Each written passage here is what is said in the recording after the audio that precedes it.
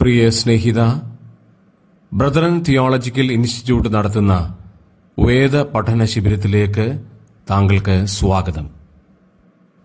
Bible സ്കൂളുകൾ പഠിപ്പിക്കുന്ന എല്ലാ വിഷയങ്ങളും ഞങ്ങൾ ഞങ്ങളുടെ സിലബസിൽ ഉൾപ്പെടുത്തിയിട്ടുണ്ട്.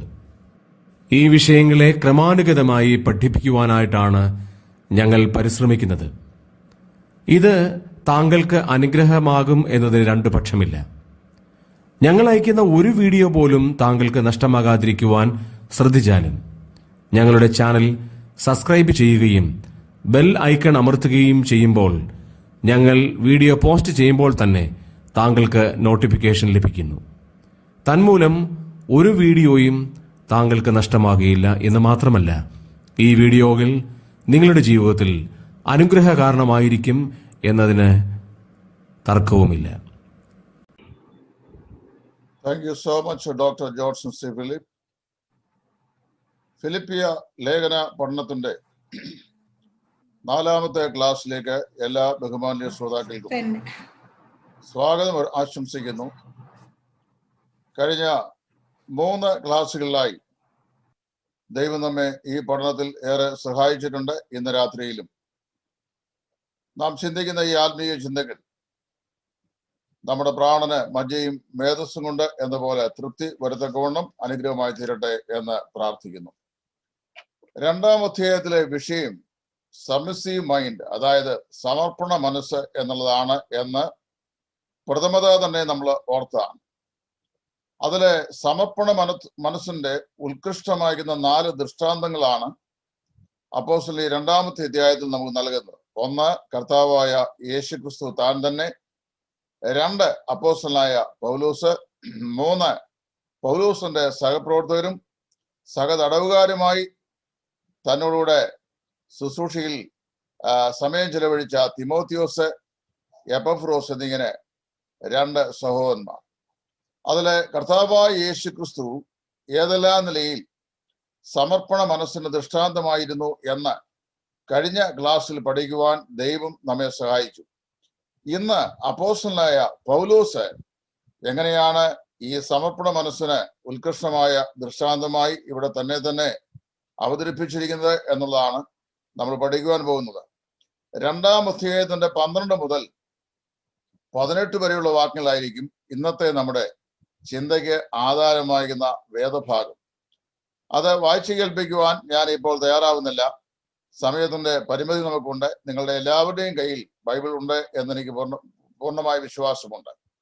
ഈ ഭാഗത്ത് അതിപ്രധാനമായിരിക്കുന്ന 3 പ്രത്യേക കാര്യങ്ങളാണ് സൂചിപ്പിക്കുന്നത്. അതായത് സമർപ്പണ മനസ്സ് പൗലോസിന്റെ ജീവിതത്തിൽ റിഫ്ലക്ട് ചെയ്ത 3 പ്രത്യേകമായ കാര്യങ്ങൾ. 1, നേടുവാൻ ഒരു ലക്ഷ്യം. 2, തേടുവാൻ ഒരു ശക്തി. 3, വിശ്വസിക്കുവാൻ ഒരു വാഗ്ദത്തം. വളരെ വ്യക്തതയാണ് ഈ വിഷയത്തിനുള്ളത്. അതായത് there is a purpose to achieve in life. There is a purpose to achieve in life. അതാണ് നേടുവാൻ ഒരു ലക്ഷ്യം എന്ന് ഞാൻ പറഞ്ഞത്. 12ാം വാക്യം. 13ാം വാക്യം there is a power to receive. അതായത് തേടുവാൻ ഒരു ശക്തി. അതിന്റെ 13ാം വാക്യം. പിന്നീട് നാം വായിക്കുന്നത് 16 മുതൽ 18 വാക്യങ്ങളിൽ വിശ്വസിക്കുവാൻ ഒരു വാഗ്ദത്തം. there is a promise to believe. ഈ 3 റിഫ്ലക്ഷൻസ് ആണ് സമർപ്പണ മനസ്സുകൊണ്ട് അപ്പോസ്തലനായ പൗലോസിന്റെ ജീവിതത്തിൽ നിന്ന് നമുക്ക് മാതൃകയായി കാണുവാൻ സാധിക്കുന്നത്. അതിന്റെ ആദ്യ ഭാഗത്ത് അപ്പോസ്തലൻ പറയുകയാണ്. ആകയാൽ 2ാം അധ്യായത്തിന്റെ ആദ്യ ഭാഗം നമ്മൾ വായിക്കുമ്പോൾ അത് ഇങ്ങനെ പറയുകയാണ്. 12ാം വാക്യത്തിൽ വളരെ വ്യക്തതയോട് പറയുന്ന ആ വാക്ക് നമ്മൾ ശ്രദ്ധിക്കണം.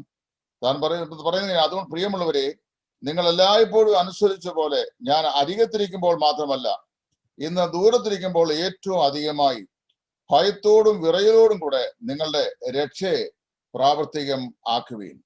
രക്ഷയ്ക്കായി പ്രവർത്തിപ്പീൻ എന്നാണ് നമ്മുടെ ബൈബിൾ സൊസൈറ്റി ഓഫ് ഇന്ത്യയുടെ ബൈബിൾ രേഖപ്പെടുത്തിയത്. രക്ഷയ്ക്കായി പ്രവർത്തിക്കുക. വളരെ ക്രിസ്തീയ വേദ വ്യാഖ്യാതാക്കളുടെ ഇടയിൽ സംശയത്തിന് കാരണമായി ഭവിച്ചിട്ടുള്ള ഒരു വാക്യഭാഗമാണ് രക്ഷയ്ക്കായി പ്രവർത്തിക്കുക എന്നുള്ളത്. ചില വേദവിപരീതങ്ങളായ ആളുകൾ, അതായത് രക്ഷ, ഭദ്രത, വിശ്വാസത്തെ ത്യജിച്ചു കളയുന്ന ചില ആളുകൾ പ്രത്യേകിച്ച് ഈ മോഡേൺ കരിസ്മാറ്റിക്സ് ആൻഡ് സം പെന്റിക്കോസ്റ്റൽസ് അവര് പറയുന്നത് നാം രക്ഷിക്കപ്പെട്ടു എങ്കിലും we have to still be working on to maintain our salvation. അതായത് നമ്മുടെ രക്ഷയെ ഇങ്ങനെ നിലനിർത്താനായിട്ട് നമ്മൾ എന്ത് ചെയ്യണം? പ്രവർത്തിച്ചുകൊണ്ടേ ഇരിക്കണം എന്നാണ് അവര് പഠിപ്പിക്കുന്നത്. അപ്പൊ ആ ബന്ധത്തിൽ ഞാൻ ഇവിടെ ഇത് സൂചിപ്പിക്കാൻ ആഗ്രഹിക്കുന്ന വിഷയം ശ്രദ്ധിക്കുക.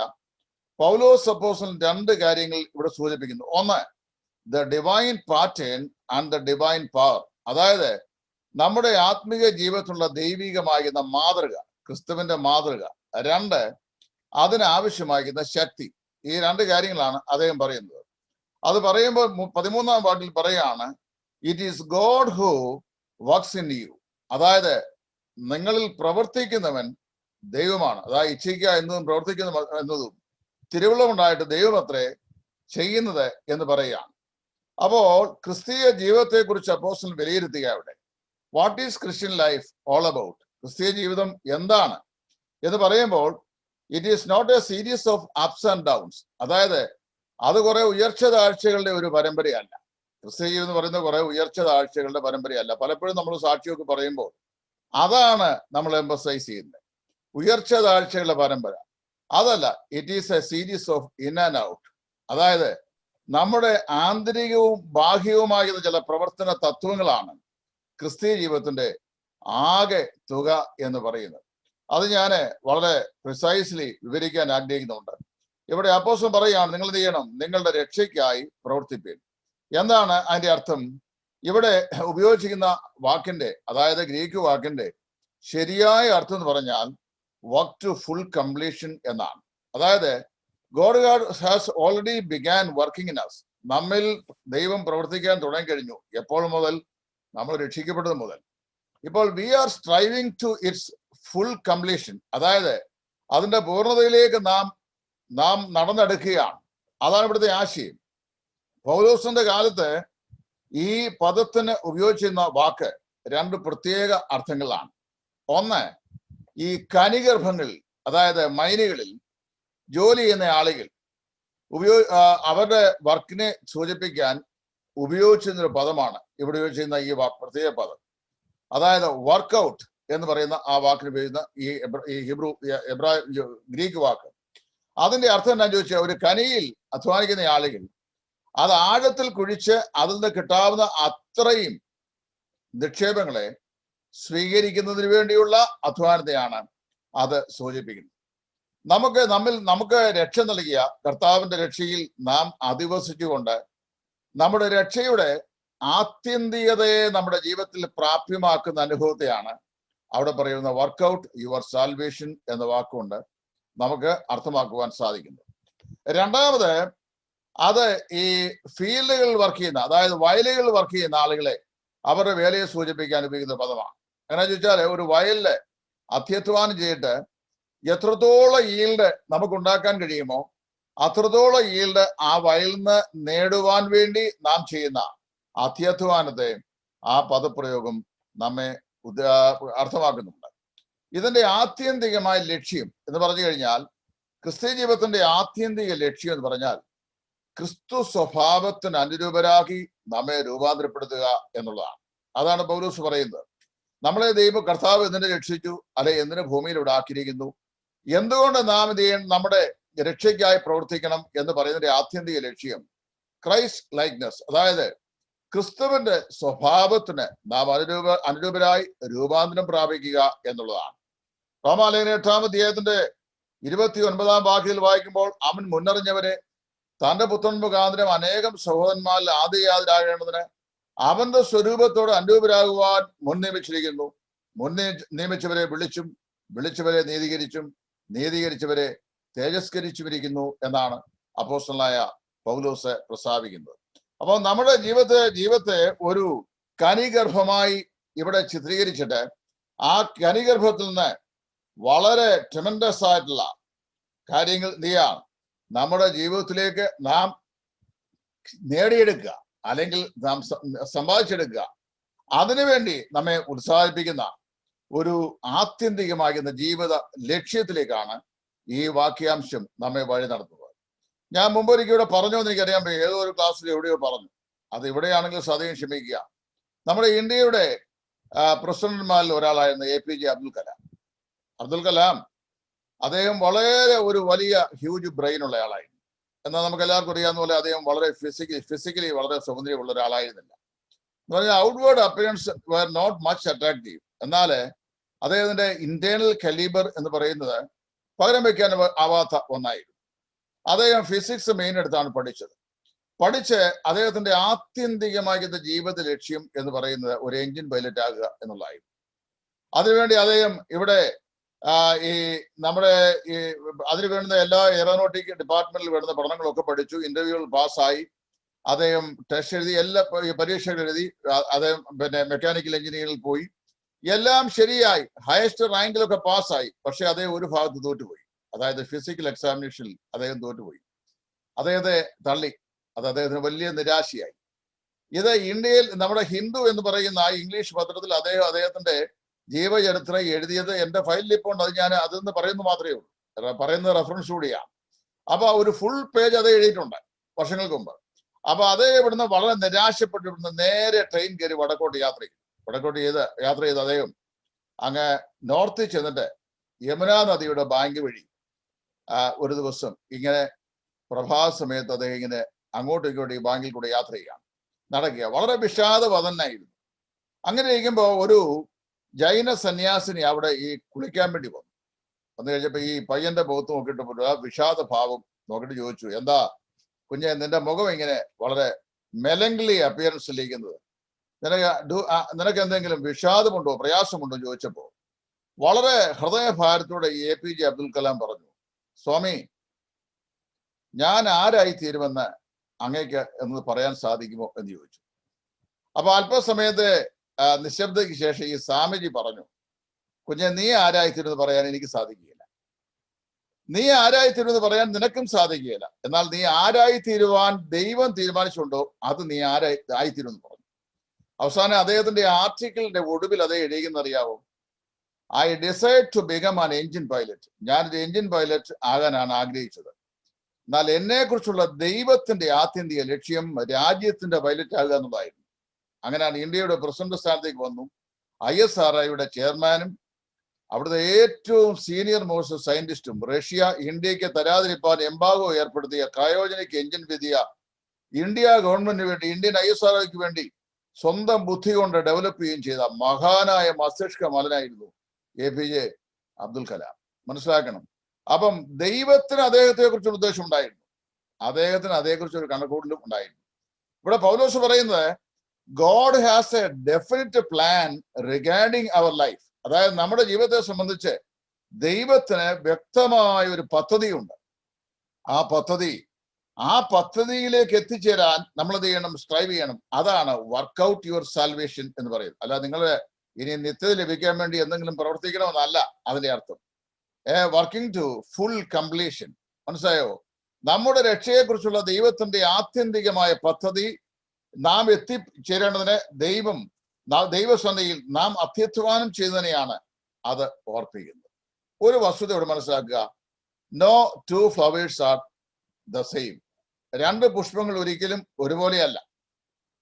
അതുപോലെ തന്നെ two snowflakes are not the same. അത് മനസ്സിലാക്കണം. അതിനെല്ലാം അതിൻ്റെതായ ഐഡന്റിറ്റി ഡിഫറൻസസ് ഉണ്ട്. Two believers are not the same. രണ്ട് വിശ്വാസികൾ ഒരുപോലെയല്ല. Two Bible teachers are not the same. രണ്ട് വേദ അധ്യാപകർ ഒരുപോലെയല്ല. Two doctors are not the same. രണ്ട് ഡോക്ടർമാർ ഒരുപോലെയല്ല. അതുപോലെ two preachers are not the same. രണ്ട് പ്രസംഗകർ ഒരുപോലെയല്ല. എന്നാൽ അവർക്ക് എല്ലാവർക്കും വൈവിധ്യത ഉണ്ടായിരിക്കുമ്പോൾ തന്നെ എല്ലാവരെ കുറിച്ചും ദൈവം ആഗ്രഹിക്കുന്ന കാര്യം that we all must become like Christ. നാം എല്ലാവരും ക്രിസ്തുവിനെ പോലെ ആയിത്തീരണം എന്ന് ദൈവം ആഗ്രഹിക്കുന്നു. അതാണ് Christ likeness is the ultimate aim of God regarding our life.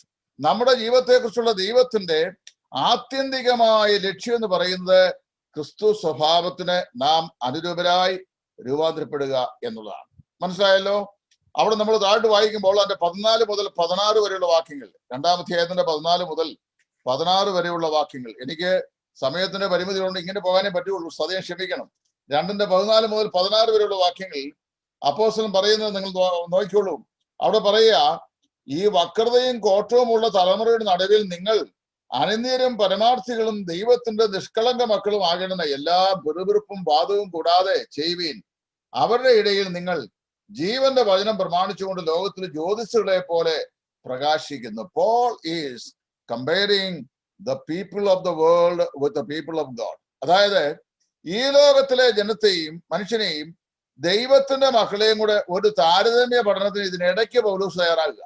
എന്തൊക്കെയാ താരതമ്യം? 4 പ്രത്യേക താരതമ്യങ്ങൾ അതോട് പറഞ്ഞിട്ടുണ്ട്. ആ 4 താരതമ്യം ഇങ്ങനെ ഞാനിത് നമ്പർ ഇട്ട് പറയുന്നത് നിങ്ങൾക്ക് ഓർമ്മയിൽ നിർത്താനാ. ഈ കാര്യങ്ങൾ നിങ്ങളുടെ ഓർമ്മയിൽ നിൽക്കണം. 1, the unsaved people complain and find fault with. അതായത് പലപ്പോഴും അവിശ്വാസ ലോകം എപ്പോഴും ആവലാതികൾ പറയുന്നവരും കുറ്റങ്ങൾ കണ്ടുപിടിക്കുന്നവരുമായിട്ടുള്ള ആളുകളാണ്. എന്നാൽ അവരുടെ മധ്യത്തിൽ ക്രിസ്ത്യൻ എങ്ങനെയാണ്? വിശ്വാസി എങ്ങനെയാണ്? വിശ്വാസി സന്തോഷിക്കുന്നവരാണ്.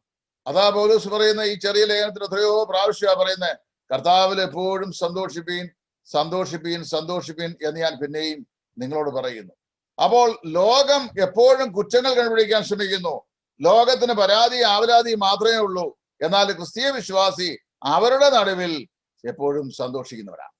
ഇതാണ് അതിന്റെ ഒരു ആശയം പറയുന്നത്. 2, നമുക്ക് ചുറ്റുപാടുള്ള ലോകം എന്ന് പറയുന്നത് പലപ്പോഴും ലക്ഷ്യബോധമില്ലാത്തതും അലക്ഷ്യമായി മുമ്പോട്ട് പോകുന്നതുമായ ഒന്നാണ്. എന്നാൽ ക്രിസ്തീയ വിശ്വാസി നേരെ നിൽക്കുന്നവനാണ്.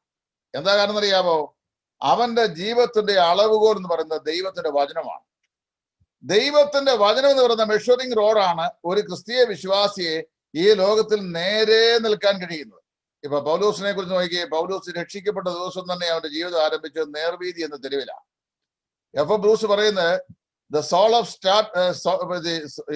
of Tarsus started his Christian life at the very outset in the street called Straight എന്നാണ്. അതായത് തന്റെ ക്രിസ്തീയ ജീവിതം ആരംഭിക്കുന്നത് തന്നെ നേർവീതി എന്ന തെരുവിൽ കൂടിയാണ്.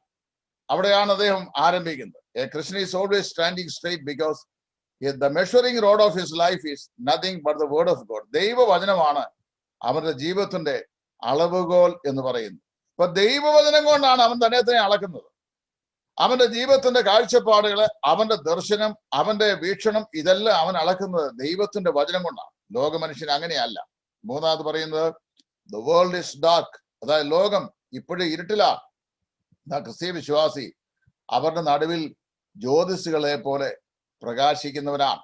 അപ്പൊ we are shining bright light amidst these unsaved people. അതായത് ഈ അവിശ്വാസ ലോകത്തിന്റെ മധ്യത്തിൽ ലോകത്തിന് വെളിച്ചം പ്രകാശിപ്പിക്കുന്ന, നമ്മെ തന്നെ വെളിച്ചമുള്ളവരാക്കി നിലനിർത്തുന്ന, ദൈവത്തിന്റെ പ്രകാശം റിഫ്ലക്ട് ചെയ്യുന്ന ജ്യോതിസുകളായി നാം മാറ്റപ്പെട്ടിരിക്കുന്നു. 4, world has nothing to offer significantly to others. അതായത് ലോകത്തിന് വാസ്തവത്തില് അർത്ഥവത്തായി ഒന്നും ഈ ലോകത്തിന് സംഭാവന ചെയ്യാനില്ല. ലോകം ഒരുപാട് കാര്യങ്ങൾ നമുക്ക് സംഭാവന ചെയ്തിട്ടുണ്ട്, അതെല്ലാം താൽക്കാലികമാണ്. എന്നാൽ നിലനിൽക്കുന്നതായി അർത്ഥവത്തായ സിഗ്നിഫിക്കന്റ് ആയ എന്തെങ്കിലും ലോകത്തിന് സംഭാവന ചെയ്യാൻ കഴിയുകയില്ല. എന്നാൽ ക്രിസ്തീയ വിശ്വാസി അങ്ങനെയല്ല. He holds the word of life. അതായത് അവരുടെ ഇടയിൽ നിങ്ങൾ ജീവന്റെ പ്രമാണം, ജീവന്റെ വചനം പാലിച്ചുകൊണ്ട് ജ്യോതിസുകളെ പോലെ പ്രകാശിക്കണം. നമുക്കെന്താ കൊണ്ട്? അതിന്റെ മധ്യത്തിൽ ദൈവത്തിന്റെ ജീവനുള്ള വചനം നമ്മുടെ കൈവശമുണ്ട്. ഇതാണ് ലോകത്തിലെ അവിശ്വാസികളും വിശ്വാസികളായ നമ്മൾ തമ്മിലുള്ള ഒരു താരതമ്യ പഠനം ഇതിനിടയ്ക്ക് അപ്പോസ്തലൻ പറയുന്നത്. ലോകത്തിലെ മഹാന്മാരായ അനവധി ആളുകൾക്ക് ലോകം ജന്മം നൽകിയിട്ടുള്ള ലോകത്തിലാണ് ഞാൻ നിങ്ങൾ ജീവിക്കുന്നത്. ഇപ്പൊ ആംഗലേയ സാഹിത്യമുള്ള കാലത്ത് ഒരിക്കലും മറക്കാൻ കഴിയാത്ത മഹാമസ്തിഷ്കമല്ലനാണ് വില്യം ഷേക്സ്പിയർ. അദ്ദേഹത്തെ മറന്നു കഴിഞ്ഞാൽ ഇംഗ്ലീഷ് ലിറ്ററേച്ചർ ഇല്ലെന്ന് അതിന്റെ അർത്ഥം അല്ലേ? അപ്പൊ അതുകൊണ്ട് ആംഗലേയ സാഹിത്യമുള്ള കാലം അത്രയും മനുഷ്യൻ ഒരിക്കലും മറക്കാൻ കഴിയാത്ത മഹാനായ മസ്തിഷ്കമല്ലനാണ് വില്യം ഷേക്സ്പിയർ. പക്ഷെ അദ്ദേഹത്തിന് ലോകത്തിനൊന്നും കൊടുക്കാനുണ്ടായിരുന്നില്ല. ഒടുവിൽ അദ്ദേഹം പറഞ്ഞ വാക്കെന്നറിയാവോ? Life is a tale told by an idiot full of sound and fury signifying nothing. അറിയാവോ? ജീവിതത്തെ കുറിച്ച് പറയുകയാണ്. ഇത്രയും മഹത്തായ പ്ലേ എഴുതി 10,000 ലക്ഷക്കണക്കിന് ആളുകളുടെ ചിന്താമണ്ഡലത്തെ ചിന്തോദ്ദീപ ശാഖയാക്കി പരിവർത്തനപ്പെടുത്തിയ മനുഷ്യൻ ജീവിതത്തെ കുറിച്ച് പറയുക. ഒടുവില് life is a tale told by an idiot full of sound and fury signifying nothing എന്ന് പറഞ്ഞാൽ അന്തസാര ശൂന്യവും ശബ്ദായമാനവുമായി മൂടൻ പറഞ്ഞ അർത്ഥരഹിതമായ ഒരു കഥയാണ് ഈ ജീവിതമെന്ന്. മനസ്സിലായോ? അതാ അതിന്റെ ഏറ്റവും ബെറ്റർ ട്രാൻസ്ലേഷൻ മലയാളത്തിൽ ഞാൻ കണ്ടിട്ട് മനസ്സിലായി. അന്തസാര ശൂന്യവും ശബ്ദായമാനവുമായി നിരർത്ഥകമായി മൂടൻ പറഞ്ഞ ഒരു വെറും കഥയാണ് ഈ ജീവിതം. പിന്നെ എന്തിനാ ജീവിച്ചത്? There was no ultimate goal of life. ഷേക്സ്പിയറിന്റെ ജീവിതത്തിന് ആത്യന്തികമായ ഒരു ലക്ഷ്യമുണ്ടായിരുന്നില്ല. അമേരിക്കൻ ഐക്യനാടുകൾ ജന്മം നൽകിയതിലെ ഏറ്റവും പ്രശസ്തനായ ഒരു കാർട്ടൂണിസ്റ്റ് ആയിരുന്നു നമ്മുടെ മലയാള മനോരമയിലെ യേശുദാസിനെ പോലെ അമേരിക്കൻ ടൈംസ് ഓഫ് ന്യൂയോർക്കിലും ടൈംസ് ഓഫ് USA ഒക്കെ കാർട്ടൂൺ വരച്ച് ആയിരങ്ങളെ ചിന്തിപ്പിച്ച മനുഷ്യനായിരുന്നു റാത്ത് ബാർട്ടൺ. അദ്ദേഹം ഒടുവിൽ ആത്മഹത്യ ചെയ്ത് ജീവിതം അവസാനിപ്പിക്കുകയായിരുന്നു. അദ്ദേഹം ജീവിതം അവസാനിപ്പിക്കുമ്പോൾ അദ്ദേഹം ഇങ്ങനെയാണ് എഴുതി വെച്ചിരുന്നത്. അദ്ദേഹത്തിന്റെ തലയിണയുടെ അടിയിൽ, മരിച്ചു കിടന്ന ഹോട്ടലിലെ തലയിണയുടെ അടിയിൽ അദ്ദേഹം പറഞ്ഞു, ഞാൻ ലോകത്തിലെ എല്ലാ വികസിത രാജ്യങ്ങളും സന്ദർശിച്ചു. അസംഖ്യം മുന്തിയ ഹോട്ടലുകൾ ഞാൻ രാത്രിയിൽ സമയം ചെലവഴിച്ചിട്ടുണ്ട്. സൗന്ദര്യ റാണികളായിരുന്ന ഒരുപാട് മതോന്മത്തരായ യുവതികളുമായി എന്റെ കിടക്ക ഞാൻ പങ്കിട്ടിട്ടുണ്ട്. എനിക്ക് പണത്തിന് യാതൊരു ബുദ്ധിമുട്ടും ഉണ്ടായിരുന്നില്ല. ജീവിതത്തെ എത്രത്തോളം ആസ്വദിക്കാം എന്ന് ഞാൻ ചിന്തിച്ച് അതിനുവേണ്ടിയൊക്കെ ഞാൻ പണം ചെലവഴിച്ചു. പക്ഷേ 24 മണിക്കൂർ മാത്രമുള്ള ഒരു ദിവസം തള്ളി നീക്കാൻ എനിക്കേറെ ബുദ്ധിമുട്ടേണ്ടി വന്നു എന്നാണ് അദ്ദേഹം എഴുതി വെച്ചിരിക്കുന്നത്. അപ്പൊ എന്നിട്ട് അദ്ദേഹം പറയാണ്, ഹിയർ ഐ കൊളാപ്സ്, ഞാൻ ഇവിടെ തകർന്നിരിക്കുന്നു. I have no door to escape, എനിക്ക് രക്ഷപ്പെടാൻ ഒരു വഴിയും ഇല്ല. അദ്ദേഹം ജീവിതം അവസാനിപ്പിച്ചു. തോറിയോ എന്ന് പറയുന്ന അമേരിക്കൻ ചിന്തകൻ, തത്വശാസ്ത്രജ്ഞനാണ്. അദ്ദേഹം ജീവിതത്തെ കുറിച്ച് പറഞ്ഞ വാക്ക് എന്റെ മനസ്സിൽ ഓടിയെത്തുന്നു. അദ്ദേഹം പറയുകയാണ്, life is a series of inspired follies എന്ന് പറഞ്ഞു കഴിഞ്ഞാൽ വിധി നിർണായകമായ നിരവധി പതനങ്ങളുടെ പരമ്പരയാണ് ജീവിതം. നോക്കിയേ, എത്ര അർത്ഥവത്തായ വാക്കാണ്. വിധി നിർണായകമായ നിരവധി പതനങ്ങളുടെ പരമ്പരയാണ് ജീവിതം. Life is a series of inspired follies. എന്നിട്ട് അതിനോട് ചേർത്ത് അദ്ദേഹം ഇങ്ങനെ പറഞ്ഞു, and life is also like a big onion. അതായത് ഇപ്പൊ വലിയ വിലയാ സവാളയ്ക്ക്, 100 രൂപ എന്ന് ഞാൻ വില ചോദിച്ചപ്പോ, അപ്പം സവാള ഉള്ളി സമാനമാണെന്ന് ഈ ജീവിതം. എന്തിനാന്ന് പറയാമോ? അദ്ദേഹം പറഞ്ഞു, as we peel each of its leaf that we would cry. അതിന്റെ ഓരോ ഇതളുകൾ നാം അടത്തും തോറും അത് നമ്മെ കരയിപ്പിച്ചുകൊണ്ടേ ഇരിക്കും. എൽസി ആന്റിക്കൊക്കെ അറിയാം, സവാള ഉള്ളി നമ്മൾ അടത്തിയാൽ എന്ത് ചെയ്യും? അടുക്കളയെ പാചകം ചെയ്യുന്ന ആന്റിമാർക്ക് അറിയാം, അത് നമ്മളെ മനസ്സോടെ അല്ലെങ്കിലും കരയിപ്പിക്കും, അല്ലേ? കണ്ണി കൂടെ വെള്ളം വരും. അദ്ദേഹം പറയാണ്, life is like a big onion as we peel each of its leaf that we would cry. അതായത് അതിന്റെ ഓരോ ഇതളുകൾ നാം അടർത്തുമ്പോഴും അത് നമ്മളെ കരഞ്ഞുകൊണ്ടിരിക്കും. നമ്മൾ ഇവരെല്ലാം മറക്കാം. ആംഗലേയ സാഹിത്യകാരനായ ഈ വില്യം ഷേക്സ്പിയറെയും പിന്നെ കാർട്ടൂണിസ്റ്റ് ആയിരുന്ന റാഫ് ബാർട്ടനെയും ചിന്തകനായ തോറയെയും ഇനി ഒരുപാട് നൂറുകണക്കിന് ആൾക്കാരുണ്ട് നമ്മുടെ മുമ്പാകെ കിടപ്പുണ്ട്. ലക്ഷ്യബോധം തെറ്റിപ്പോയ ലോകത്തിലെ മഹാന്മാർ. അവരുടെ മധ്യത്തിൽ പൗലോസിന് പറയാണ്, അവരുടെ നടുവിൽ നിങ്ങൾ എന്ത് ചെയ്യണം? ജീവന്റെ വചനം പ്രമാണിച്ചുകൊണ്ട് ജ്യോതിഷുകളെ പോലെ പ്രകാശിക്കണം. അപ്പൊ പൗലോസിനോട് ചോദിക്കൂ, what was the ultimate aim of your life? അദ്ദേഹം വിളിച്ച് പറയും, for to me to live is Christ and die is gain. നോക്കണം, അവിടെയാണ് ജീവിതത്തിന്റെ ലക്ഷ്യം. ഈ ലക്ഷ്യത്തിലേക്ക് പൗലോസ് പറയുന്ന യു വർക്ക്ഔട്ട് യുവർ സാൽവേഷൻ. അതായത് നിങ്ങൾ എന്ത് ചെയ്യുക? എന്റെ ജീവിതത്തിന്റെ ആത്യന്തിക ലക്ഷ്യം കർത്താവായ യേശു ക്രിസ്തുവാണ്. For to me to live is Christ. എനിക്ക് ജീവിക്കുന്നത് ക്രിസ്തു, മരിക്കുന്നത് ലാഭം.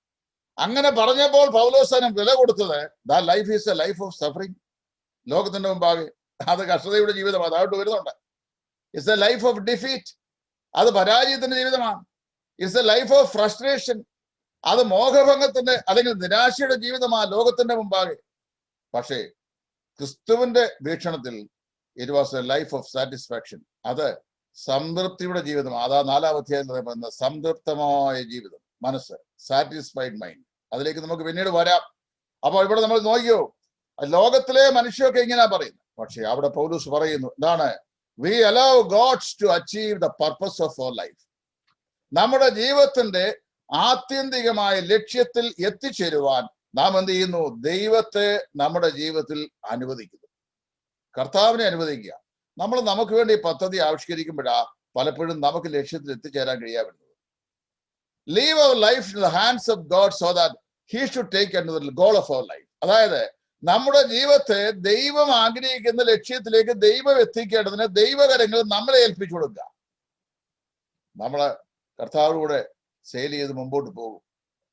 ബാക്കിയെല്ലാം കർത്താവ് നമ്മൾ പ്രവർത്തിക്കുന്ന പറയുന്നത്. എത്രയോ അനുഗ്രഹിക്കപ്പെട്ട ചിന്തയാ. 1-ാം ഭാഗത്തെ കുറിച്ച് എനിക്ക് അത്രേ പറയാൻ കഴിയുള്ളൂ. അതായത് there is a purpose or a goal for our life. നമ്മുടെ ജീവിതത്തിന് ആത്യന്തികമായ ഒരു ലക്ഷ്യമുണ്ട്. You work out your salvation, not work for your salvation അല്ല, വർക്ക് ഫോർ യുവർ സാൽവേഷൻ അല്ല, വർക്ക് ഔട്ട് യുവർ സാൽവേഷൻ. രക്ഷയ്ക്ക് വേണ്ടി പ്രവർത്തിക്കുകയല്ല, നിങ്ങളുടെ രക്ഷയെ പ്രവർത്തിക്കുക.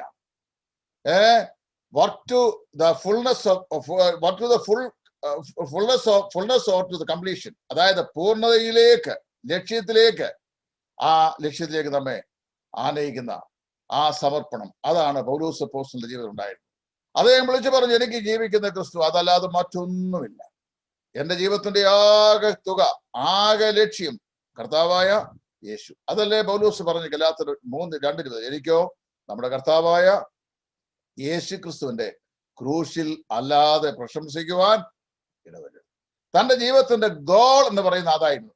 There was not a secondary goal in the life of Paul. പൗലോസിന്റെ ജീവിതത്തിൽ ഒരു രണ്ടാം ലക്ഷ്യം ഉണ്ടായിരുന്നില്ല, ഒരു ലക്ഷ്യം ഉണ്ടായിരുന്നുള്ളൂ, അത് ക്രിസ്തുവായി.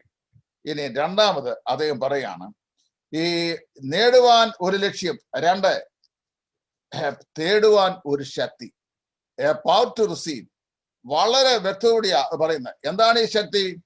വളരെ വ്യക്തമായ ദൈവം 2-ാം അധ്യായത്തിന്റെ 13-ാം വാക്യം, 2-ാം അധ്യായത്തിന്റെ 13-ാം വാക്യത്തിൽ പറയുന്നത് വളരെ ഗൗരവതരമായ വാക്ക് തന്നെയാണ്. പൗലോസിനെ പറയല്ലേ, നമുക്ക് നോക്കാം എന്താ അദ്ദേഹം പറയുന്നത്. ഇച്ഛിക്കുക എന്നതും പ്രവർത്തിക്കുക എന്നതും നിങ്ങൾ ദൈവമല്ലോ തിരുവുള്ളമുണ്ടായിട്ട് പ്രവർത്തിക്കുന്നത്. ദൈവമാണ്. It is God who is working through our life and it is God who work in us. അതായത് നമ്മിൽ പ്രവർത്തിക്കുന്നതും നമ്മിലൂടെ പ്രവർത്തിക്കുന്നതും ദൈവമാണ്.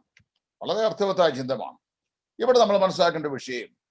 ദൈവം ഒരു മനുഷ്യനിലൂടെ പ്രവർത്തിക്കുന്നതിന് മുമ്പ് ദൈവം ആ മനുഷ്യനിൽ ആദ്യം പ്രവർത്തിക്കും. ദൈവം ഒരു മനുഷ്യനിലൂടെ God is always working through his servants. ദൈവം തന്റെ ദാസന്മാരിലൂടെ പ്രവർത്തിക്കാറുണ്ട്. പക്ഷെ before he does it that he work in the servants of God. അതായത് ഈ ദൈവദാസന്മാരുടെ, ദൈവമക്കളുടെ, വിശ്വാസികളുടെ ജീവിതത്തിൽ കർത്താവ് ആദ്യം പ്രവർത്തിക്കും, അതിനുശേഷമാണ് ജീവിതത്തിലൂടെ പ്രവർത്തിക്കുന്നത്. അത് മനസ്സിലാക്കണം. ഉദാഹരണം പറയുമ്പോൾ ധാരാളം ഉദാഹരണം പറയാനായിട്ടുണ്ട്. ഇപ്പൊ ദൈവദാസനായ മോശ 40 വർഷമാണ് ഇസ്രായേലിനോട് ഈ മരുഭൂമിയിലായിരുന്നു. ആ 40 വർഷം മരുഭൂമിയിലെ അവന് ഈ ഇസ്രായേലിനൂടെ ആയിരിക്കുവാൻ ദൈവം അവനെ അനദർ 40 years ആടുകളെ മേയ്ക്കുന്ന ജോലിയിൽ ദൈവം ഏൽപ്പിച്ചു. So God was working in the life of Moses so that he should later work through Moses. അതായത് മോശയിലൂടെ ദൈവം പിന്നീട് പ്രവർത്തിക്കേണ്ടതിന് മോശയിൽ ദൈവം പ്രവർത്തിക്കുകയായിരുന്നു. ദൈവത്തിന്റെ ദാസനായ ദാവീദിനെ ഇസ്രായേലിന്റെ സിംഹാസനമേൽ ആരൂഢനായ രാജാവായി ദൈവം ശമൂവേൽ മുഖാന്തരം അഭിഷേകം ചെയ്ത് വേർതിരിച്ചിരുന്നു. എങ്കിലും പ്രതിയോഗിയായ ശൗലവനെ നിരന്തരമായി വേട്ടയാടിക്കൊണ്ടേയിരുന്നു. ആ സിംഹാസനം വരുവാൻ ഏറെക്കാലം അവൻ അലഞ്ഞു തിരിഞ്ഞടക്കണ്ടായി വരുന്നു. So God was working in his life so that he should work through his life to the blessings for the children of Israel. Israel മക്കളുടെ ആത്മീയ ജീവിതത്തിന്റെ അനുഗ്രഹത്തിന് വേണ്ടി അവനിലൂടെ പ്രവർത്തിക്കേണ്ടതിന് ദൈവം ആദ്യം അവനിൽ പ്രവർത്തിക്കുകയായിരുന്നു. നിങ്ങൾ വായിച്ചു നോക്കിയാട്ടെ, സമയമില്ലാതിനെ എടുപ്പത് പറയുള്ളൂ. 56, 57, 58, 59, 60, 61 ഈ സങ്കീർത്തനങ്ങളൊക്കെ വായിക്കുമ്പോൾ ഇതെല്ലാം ദൈവം അവനിൽ പ്രവർത്തിച്ച കാലഘട്ടങ്ങളിൽ എഴുതിയ സങ്കീർത്തനങ്ങളാണ്. എന്ന് പറഞ്ഞാൽ സീബ് മരുഭൂമിയിലും പിന്നെ അതുല്ലാം ഗുഹയിലും പിന്നെ മറ്റു പല സ്ഥലങ്ങളിലും കാടുകളിലും ഒക്കെ അലഞ്ഞു തിരിഞ്ഞു നടന്ന കാലത്ത് താൻ എഴുതിയ പാട്ട്, അതിന്റെ എല്ലാം മേളിലൊരു തലക്കെട്ട് എഴുതിയിട്ടുണ്ട്, സ്വർണഗീതം. 56 മുതൽ 61 സംഖ്യകൾ വായിച്ചു നോക്കിയാൽ 16-ാം സങ്കീർത്തനം, 56-ാം സങ്കീർത്തനം, 57, 58, 59, 60, 61 അതിന്റെ എല്ലാം ടൈറ്റിൽ വായിക്കുമ്പോൾ എ സാം ഓഫ് ഡേവിഡ് എന്നിട്ട് ഒരു സ്വർണ്ണഗീതം എഴുതിയിരിക്കുന്നത്. എന്താ, സ്വർണം വളരെ വിലപ്പെട്ട സാധനമാണ്. സ്വർണം വിലപ്പെട്ടതായ പോലെ എല്ലാ സങ്കീർത്തനങ്ങളിലും വെച്ചും ഈ സങ്കീർത്തനങ്ങൾ സ്വർണം പോലെ വിലപ്പെട്ടതാ. എന്താ കാരണം അറിയാമോ? ആ സങ്കീർത്തനങ്ങൾ ഉരുവായിരിക്കുന്നത് അഗ്നിശോധനയിൽ കൂടിയാ, കഠിനമായ ശോധന കൂടിയാ. So God was working in his life so that he should work through his life. അവന്റെ ജീവിതത്തിലൂടെ ദൈവം ശക്തമായി വരും ദിവസങ്ങളിൽ പ്രവർത്തിക്കേണ്ടതിന് അവനിൽ ദൈവം പ്രവർത്തിക്കുകയായിരുന്നു. അതാണ് വളരെ വ്യക്തമായി അവിടെ പറയുന്നത്. ഇനി ഈ ശക്തി നമുക്ക് എങ്ങനെയാണ് ഇരിക്കുന്നത്? The power working us is the power of the Holy Spirit. അതായത് ഓരോ വിശ്വാസിയുടെയും ജീവിതത്തിൽ പ്രാവർത്തികമാകുന്ന ആ ശക്തി എന്ന് പറയുന്നത് ദൈവത്തിന്റെ പരിശുദ്ധാത്മാവിന്റെ ശക്തിയാണ്. അതിനെ എഫേസ്യ ലേഖനം 1-ാം ഭാഗത്തിൽ പറയുന്ന ഡ്യൂണാമിസ് പവർ എന്നാണ്. എന്താ ഈ ഡ്യൂണാമിസ് പവർ? ഡ്യൂണാമിസ് എന്ന ഡൈനാമിക് എന്ന് പറയുന്നത് നമ്മുടെ ഇംഗ്ലീഷ് പദം ഉണ്ടായത്.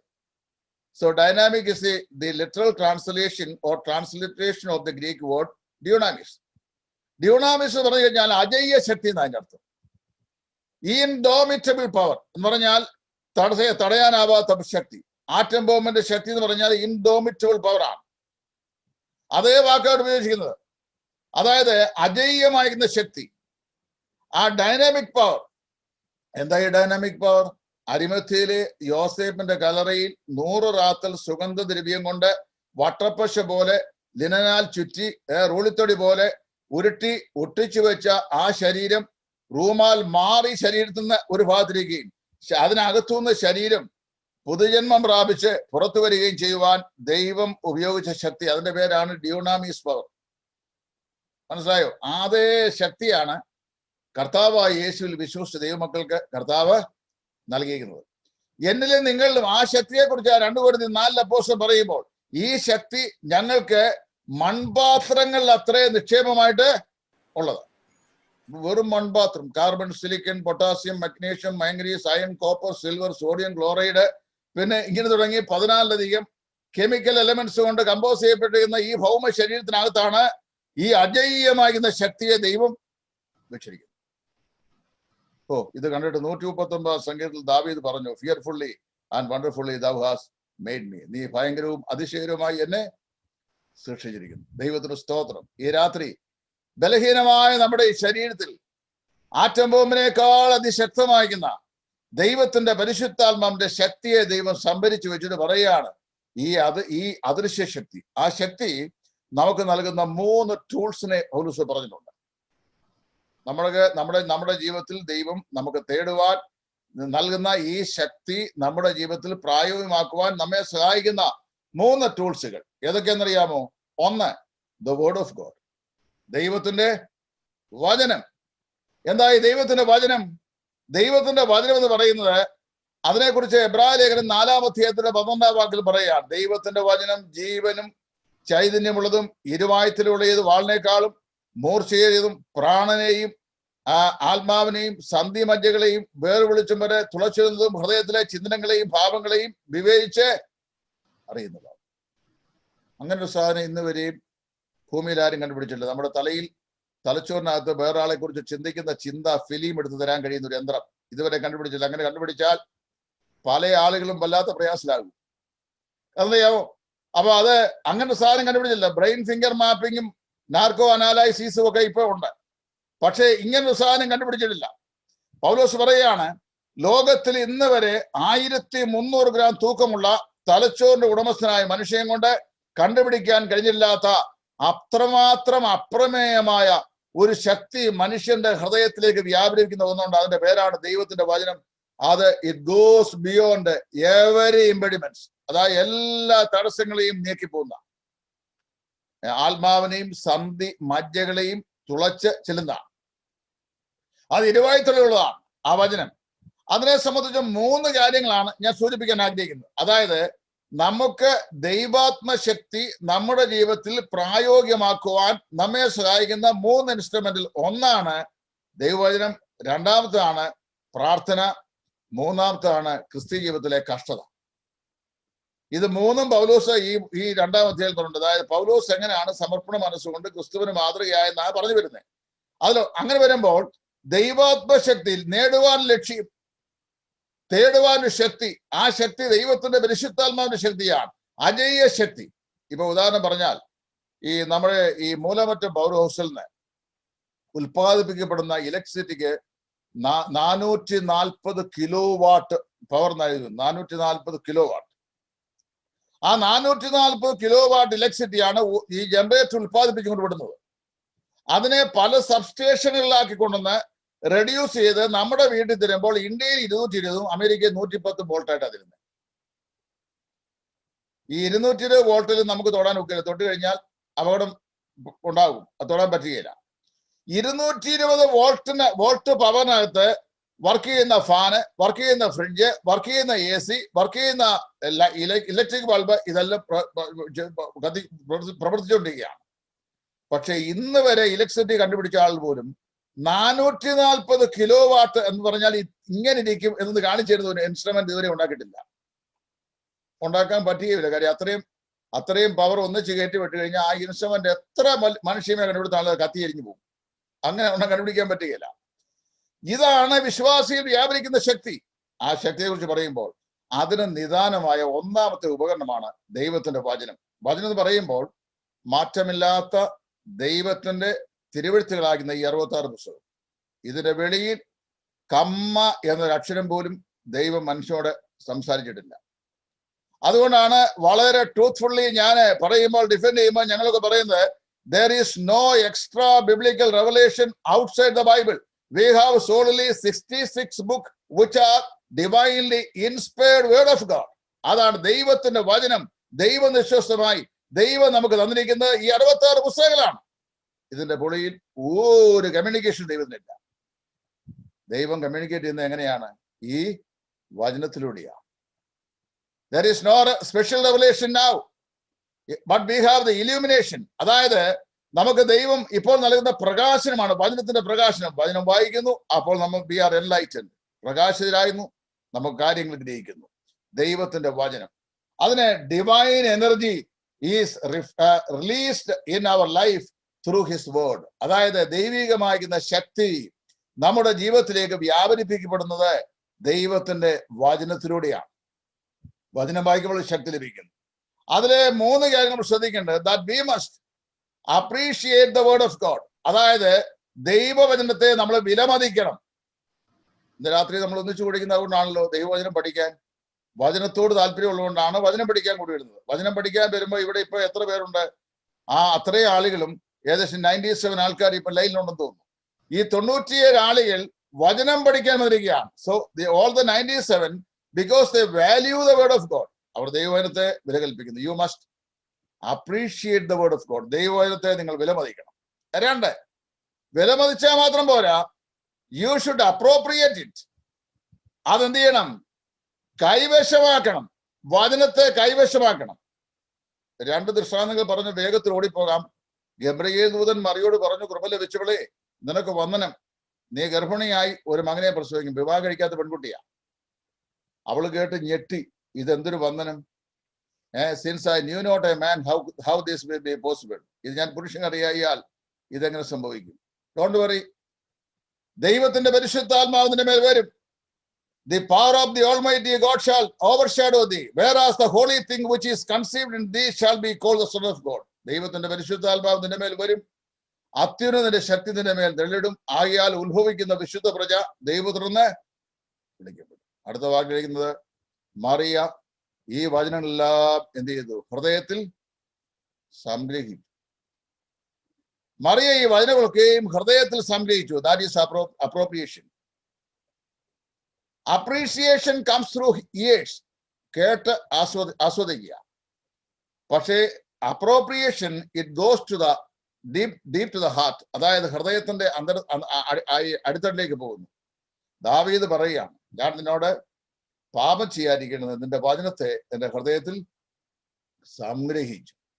I have conceived thy word in my heart that I might not sin against thee. ഞാൻ നിനക്ക് വിരോധമായി പാപം ചെയ്യാതിരിപ്പാൻ, നിന്നോട് പാപം ചെയ്യാതിരിപ്പാൻ നിന്റെ വചനത്തെ എന്റെ ഹൃദയത്തിൽ സംഗ്രഹിച്ചു. ഞാൻ എന്റെ സാക്ഷ്യം പറയുമ്പോൾ, എനിക്ക് സാക്ഷ്യം പറയാൻ സമയം, എന്റെ സാക്ഷ്യം പറയുമ്പോൾ ഒരു സാക്ഷ്യ വാചകം ഞാൻ പറയാറുണ്ട്. ഇവിടെ ഒരുപാട് ആൾക്കാർ സാക്ഷിയൊക്കെ നമ്മൾ കേൾക്കാണ്ട്, വലിയ നാട്ടുകാർക്ക് ഭീതി വിഷയമായി വലിയ ഭയമായി ഒക്കെ ഇരുന്ന ആളാണ് ഞാൻ. എന്നാൽ ഇങ്ങനെ ഞാൻ ഇന്നയാണ്ട് ഇത്ര മാസം ഇത്ര, അപ്പൊ അങ്ങനെ വരുമ്പോൾ കർത്താവിന് ഇവനെ കിട്ടിയൊരു മഹാഭാഗ്യമായി പോയല്ലോ എന്ന് ചിന്തിച്ചു പോകും. എനിക്ക് അങ്ങനെയുള്ള ഒരു സാക്ഷ്യവും പറയാനില്ല. കാര്യം വളരെ ബാല്യത്തിലെ ഞാൻ അച്ചടക്കമുള്ളൊരു വീട്ടിൽ ഒതുങ്ങി വളർന്നൊരു മനുഷ്യ. അതുകൊണ്ട് പട്ടികപ്പെട്ട പാപം ഒന്നും ചെയ്യാൻ അവസരം കിട്ടിയില്ല. എന്നാൽ ഒരു പാപം ചെയ്തു. എന്റെ കൂടെ ഞാൻ 9ാം ക്ലാസ്സിൽ പഠിച്ചുകൊണ്ടിരിക്കുമ്പോൾ ഞങ്ങളുടെ അയൽവാസിയായ ഒരു ചെറുക്കൻ എന്നെ വളരെ നിർബന്ധിച്ച് ഒരു ബീഡി വലിക്കാൻ നിർബന്ധിച്ചു. ആ ബീഡി ഞാൻ ആദ്യം സമ്മതിച്ചില്ല. കാര്യം എനിക്ക് വലിയ പേടിയാ. അപ്പനെയും അമ്മയും വലിയ ഭയമാണ്. അതല്ല, ബീഡി വലിച്ചാൽ എന്നെ വീട്ടിൽ ചെല്ലുമ്പോൾ നിശ്ചയമായും തല്ലും. അത് നിർദാക്ഷിണ്യം തല്ലുന്ന ആളെ എൻ്റെ അമ്മ തല്ലുകയും ചെയ്യും. അപ്പൊ ഈ ഭയം എല്ലാം കൊണ്ടല്ല ഞാൻ വലിക്കുന്നു. പക്ഷെ ഇവരെന്നറിയാവോ, അവൻ വലിച്ചൊരു ബീഡിയുടെ ഒരു കുറ്റി എൻ്റെ കവളിനെ പിടിച്ച് ഞെക്കി എന്നെയും കൊണ്ട് നിർബന്ധമായി വലിപ്പിച്ചു. ഞാന് 2-3 പുക വലിച്ചു. എനിക്ക് ലങ്കിൽ കൂടിയൊക്കെ പുക കയറി, ആദ്യമായിട്ട് കയറി വലിയ പുക, എനിക്ക് വല്ലാത്ത ആക്രാന്തിയൊക്കെ ഉണ്ടായി. പക്ഷെ വലിയ കുറ്റബോധം എനിക്കുണ്ടായി.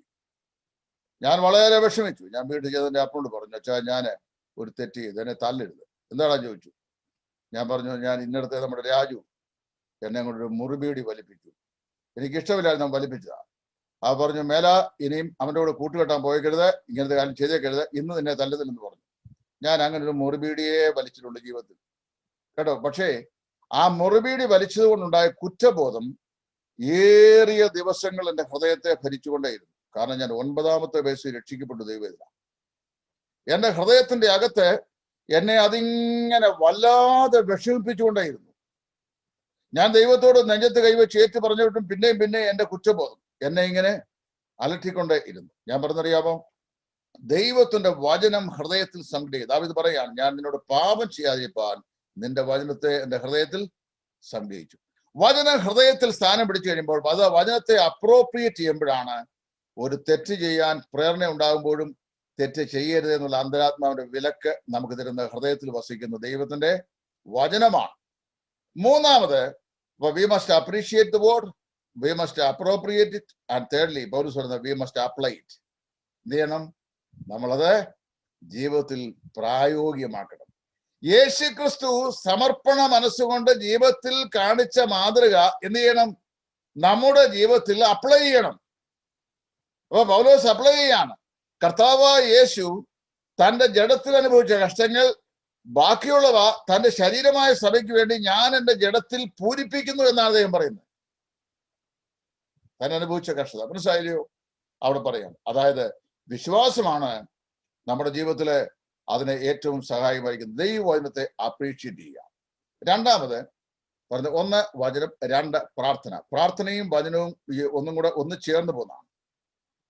നമ്മൾ പ്രവൃത്തികളുടെ പുസ്തകം വായിക്കുമ്പോൾ അവിടെയെല്ലാം ദൈവവചന ശുശ്രൂഷയും പ്രാർത്ഥനയും പരസ്പര പൂരകമായിട്ടാണ് പോകുന്നത്, പാരലായിട്ടാണ് പോകുന്നത്.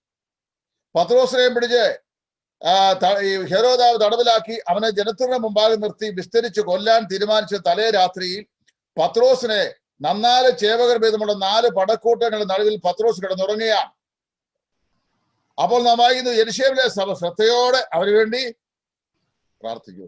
ആ പ്രാർത്ഥനയിൽ അവർ വളരെ ഏകാഗ്രതയുള്ളവരായിരുന്നെങ്കിൽ അവിടെ ഒരു ചെറിയ തെറ്റുണ്ടെന്നുള്ള സൂക്ഷ്മമായിട്ട് വായിച്ചു നോക്കിയാൽ മതി. പത്രോസ് സഭയുടെ പ്രാർത്ഥന കേട്ടു. രാത്രി പത്രോസ് വിടുവിക്കപ്പെട്ടു. പത്രോസ് എന്ന പ്രാർത്ഥനാ മുറിയുടെ വാതിൽക്കൽ ചെന്ന് താക്കോൽ പുൽക്കൂടി അകത്തേക്ക് നോക്കി ആളുകൾ ഇരിക്കുന്നു. പെട്ടെന്ന് പത്രോസ് വാതിൽക്കൽ മുട്ടിയപ്പോൾ രോധ എന്ന് പറഞ്ഞൊരു പെൺകുട്ടി ഓടി വന്നു. താക്കോൽ പുൽക്കൂടി നോക്കി പത്രോസ് ആണെന്ന് തിരിച്ചറിഞ്ഞു. അവൾ ഓടിച്ചെന്ന് പറഞ്ഞു, അയ്യോ ദൈവം പ്രാർത്ഥന കേട്ടു, പത്രോസ് വാതിൽക്ക് നിൽക്കുന്നു. അപ്പൊ അകത്തിരുന്ന ആളുകൾ പറഞ്ഞ വാക്ക് അവിടെ എഴുതിയിട്ടുണ്ട് ഈ പെൺകുട്ടിയോട്. Perhaps it is its demon. ഒരു പക്ഷേ അത് അവന്റെ പ്രേതമായിരിക്കുമെന്ന്. മനസ്സിലായില്ലയോ? പ്രാർത്ഥിച്ചതിന് വേണ്ടിയാ, പത്രോസിന്റെ വിടുതലിന് വേണ്ടി. നമ്മളൊക്കെ ഇങ്ങനെ ചെയ്യുന്നത്, പ്രാർത്ഥിക്കുമ്പോൾ തന്നെ നമ്മളിൽ അവിശ്വാസമുണ്ട്. അതെ, perhaps it is its demon. ഒരു പക്ഷേ അവന്റെ പ്രേതമായിരിക്കും. അവൾ പറഞ്ഞ പ്രേതമൊന്നുമല്ല, പത്രോസ് Peter is standing at the door. അവൾ തുറന്നു. പത്രോസ് അകത്ത് കയറിച്ചെന്ന് വായിക്കുന്നു. അപ്പൊ പ്രാർത്ഥനയും വചനപഠനവും ഒന്നിച്ചു പോകുന്ന ഒന്നാണ്. അത് നമ്മൾ പ്രത്യേകം മനസ്സിലാക്കേണ്ട ഒന്നായിട്ടിരിക്കുന്നു. മൂന്നാമത് അപ്പോസ്തലൻ പറയുന്ന, അതായത് ദൈവാത്മ ശക്തി നമ്മുടെ ജീവിതത്തിൽ പ്രായോഗികമാക്കുവാൻ നമ്മെ സഹായിക്കുന്ന ഒന്നാമത്തെ ടൂൾ വചനം, രണ്ടാമത്തത് പ്രാർത്ഥന, മൂന്നാമത്തത് കഷ്ടത, അതായത് ജീവിതത്തിന്റെ പ്രയാസങ്ങൾ, പ്രതിസന്ധി. പൗലോസ് താൻ തന്നെ ഇപ്പോൾ തടവിലാണ്. താൻ പറയുന്ന വാക്കോട് ശ്രദ്ധിച്ചു നോക്കിയാട്ടെ. അത് നോക്കുമ്പോൾ നമുക്ക് വളരെ വ്യക്തിയോട് മനസ്സിലാക്കാൻ കഴിയും. അദ്ദേഹം പറയുകയാണ്, എന്താണ്? 17 വാക്യം, എന്നാൽ നിങ്ങളുടെ വിശ്വാസം എന്ന യാഗം അർപ്പിക്കുന്ന ശുശ്രൂഷയിൽ എന്റെ രക്തം ഒഴുക്കേണ്ടി വന്നാലും ഞാൻ അതിൽ സന്തോഷിക്കും. പൗലോസ് ദൈവസേനയിൽ കഷ്ടത സഹിക്കാൻ തന്നെ താൻ ഏൽപ്പിച്ചു കൊടുത്തൊരു ദൈവവേദന.